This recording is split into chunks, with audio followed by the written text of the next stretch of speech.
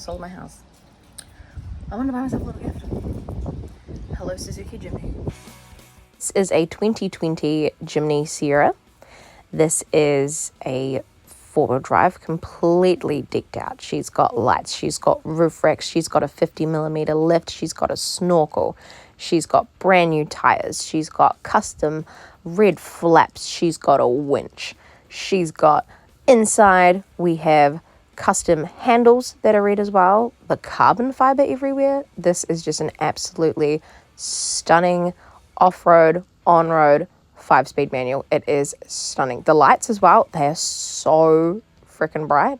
This car is just absolutely decked out. So this has been my dream car of all time. I want to sign ride it with some Jurassic Park stuff, things like that. It's going to be perfect for camping. I'm so excited to take it out and learn how to drive a manual as well, because I am an automatic girly. But if you're going to have a truck, you got to have a real truck, right? So come with me on my journey to learn how to drive a manual. We'll go forward driving, gonna go camping, gonna do so many things, and it's gonna be so freaking exciting. So what should we call it? What should we do? Let me know in the comments down below.